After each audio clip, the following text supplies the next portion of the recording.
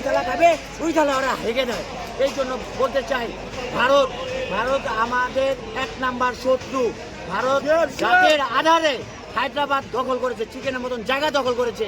ভারত বাংলাদেশের দখল করতে নাও পারে, ভারত চাবে রাতের আধারে হঠাৎ করে মেসেজ না দিয়ে বাংলাদেশের উপর একটা হামলা করতে। এই জন্য বলবো সবাইকে সচেতন থাকুন আপনারা। ওনাগো এই যুগেতে ওখানে বেশি মানুষ খবর পায় না, তাতেও দেখেন সব বেরিয়ে গেছে তাহলে হাজার হাজার সবগুলো বেরিয়ে গেছে, বুঝলেন? মুসলমানরা খাইতে গেছে। হ্যাঁ, এই কারণে আমরা এসে একটু বাড়িতে দেখি।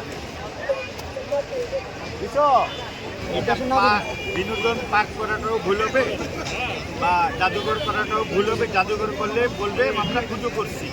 আমার মনে হয় এটা একটা প্রেয়ার অফ ওয়াশ করা উচিত, যে মানুষ নামাজ পড়ে শুকরিয়া আদায় করবে এই নতুন স্বাধীনতা লাভের জন্য। এটা আমার ব্যক্তিগত মতামত। তারপর তো আপামর জনগণ 22 কোটি আমরা আছি। এইটা আমিও ধানমন্ডি নিবাসী।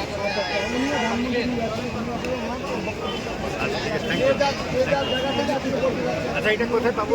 কেউ গালি দিত, তাকে ফাঁসির কাছে ঝুলানো, তাকে জেল জীবনে করা হতো। কিন্তু আমাদের হযরত মুহাম্মদ সাল্লাল্লাহু আলাইহি সাল্লামের নামে কোনো সাহাবীদের নামে বা কোনো মহিলা সাহাবীদের নামে কোনো যদি গালি দেওয়া হইতো বা কোনো কিছু করা হইতো, তাদের কোনো ফাঁসি বা কোনো কিছুই করা হইতো না।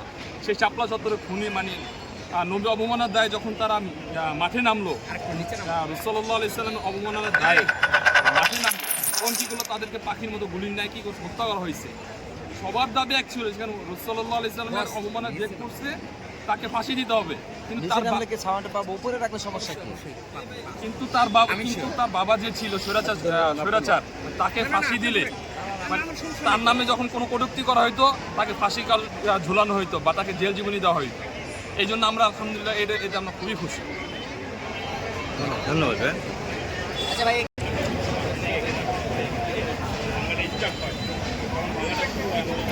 কিভাবে নিচে ঢুকে পাইপ কাটতেছে দেখেন, পাইপ কাটতেছে। হ্যাঁ দেখেন,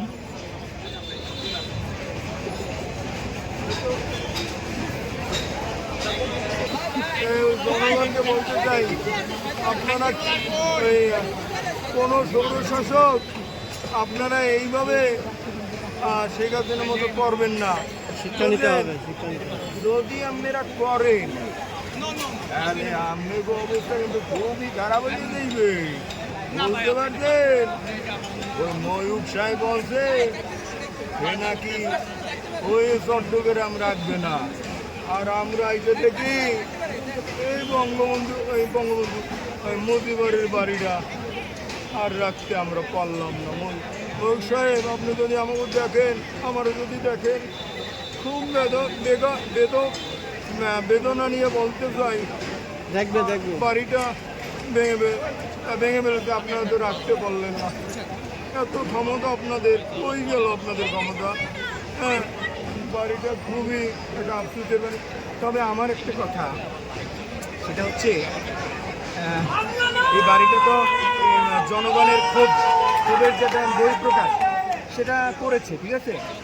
এখন এই বাড়িটা যারা শহীদ হয়েছে তাদের জন্য ডক্টর ইউনূস সাহেবের কাছে আমার একটাই আবেদন, ঠিক আছে, যে এই বাড়িটা যেন শহীদদের জন্য দিয়ে দেওয়া হয় এবং এই বাড়িটার নাম দেওয়া হয় যেন 36 শহীদ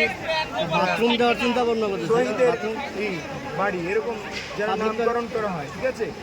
কারণ সারা বাংলাদেশে অসংখ্য শহীদ মারা গিয়েছে, আলেম ওলামা সহ মাদ্রাসার ছাত্র, স্কুল কলেজ ভার্সিটি সমস্ত সব জায়গায় মারা গিয়েছে। অনেক ছেলে শহীদ আছে, তারা গরিব অসহায় ব্যক্তি, ঠিক আছে? তাদের খাবার ওই ধরনের ব্যবস্থা বা এরকম নেই, ঠিক আছে?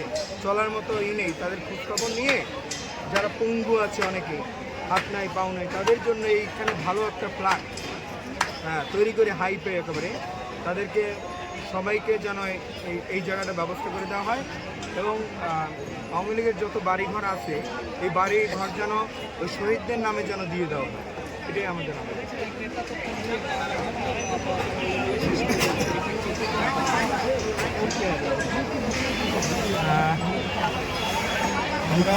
আমরা বাংলাদেশে ওই আপা বলেছে, ঠিক আছে? তো আপা তো বলেছে, কিন্তু যারাই আপা আপা বলবে তাদেরকে আমরা জেলের ভিতরে ঢুকাইয়া আপ্যায়ন করাবো, ঠিক আছে? যদি আপা যদি থাকতো তাহলে খুবই ভালো লাগতো, ঠিক আছে?